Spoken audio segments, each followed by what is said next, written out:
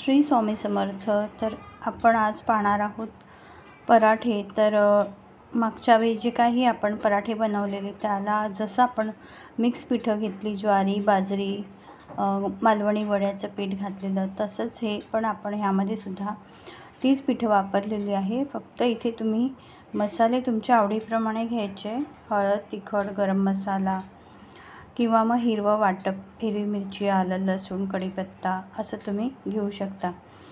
तर इथे आपण थोडासा ओवा आणि तीळसुद्धा घालणार आहोत. आणि हे मी थोडंसं वेगळे पराठे करायचे म्हणून मी थोडेसे चणे माझ्याकडे भाजीचे जास्तीचे होते, तर ते मी असे उकडून ठेवलेले ते आपण ह्यात ॲड करणार आहोत. तर इथे तुम्ही कोणतंही तुमच्या आवडीचं कडधान्य घेऊ शकता. तर हे मालवणी वड्याचं पीठ आहे. तर ह्यामध्ये पहा, तांदूळ, ज्वारी, बाजरी, मेथी, उडीद डाळ, पोहे असं सर्व मिश्रण आहे.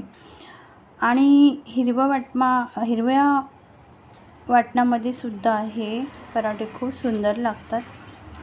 थोडासा ओवा, तीळ तुम्ही खुसखुशीतपणासाठी घालू शकता. तर थोडं तेलाचं मोहन घातलं आपण आणि हे चणे आपण मिक्सरला थोडेसे क्रश करून घेतले. थोडीशी काळी मिरी घातली आपण. तर इथे तुम्ही तुमच्या आवडीच्या पालेभाज्या, कंदमुळं, कडधान्य आवडीचे असे सगळे वाफवून घ्यायचे आणि कडधान्य, आणि ते तुम्ही आवडीचे कडधान्य क्रश करून असे मिक्स करून घ्यायचे. तर कांदा कोथिंबीर घालायची जास्त, तर खूप छान होतात. तर थोडा वेगळं म्हणून मी हे चण्याचं मिश्रण केलं, उकडलेले चणे आपले, आणि खूप सुंदर झाले. तेलाचं मोहन घातलेलं त्यामुळे. तर थोडेसे 2 चमचे दहीसुद्धा घालायचे आपल्याला.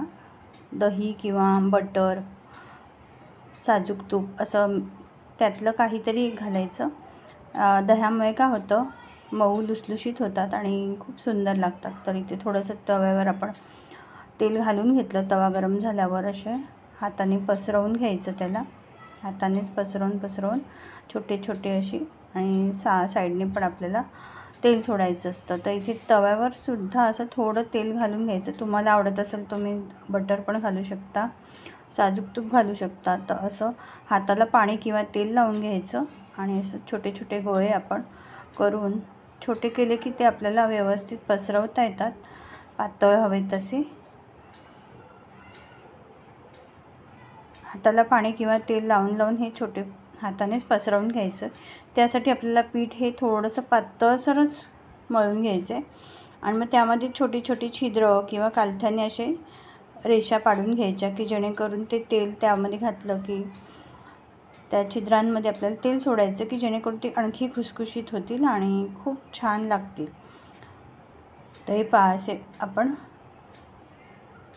थालीपीठ पसरवून घेतलं आणि छोटी छोटी छिद्र करून घेतली, की जेणेकरून त्यात आपण तेल घातलं की ते आतूनही सुंदर असे खुसखुशीत आणि भाजून निघतील.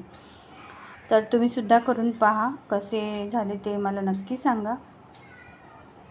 तर हे पराठे तुम्ही कोथिंबीर, खोबऱ्याची जी चटणी असते हिरवी आपली, त्यासोबत खाऊ शकता.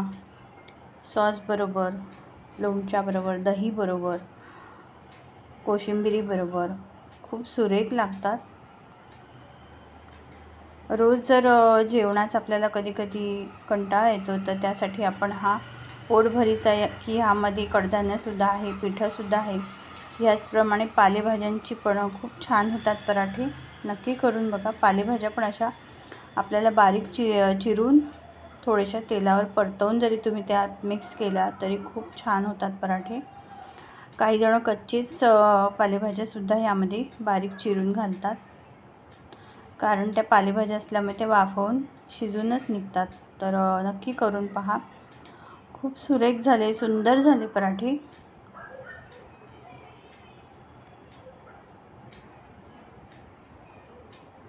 तर ह्यात आणखी एक ऑप्शन म्हणून तुम्ही ब्रेडचा क्रम्स घालू शकता, उकडलेले बटाटे, त्यामुळे पण खूप छान खुसखुशीत होतील हे पराठे. तर खूप छान झाले. नक्की करून बघा आणि सांगा कसे झाले ते.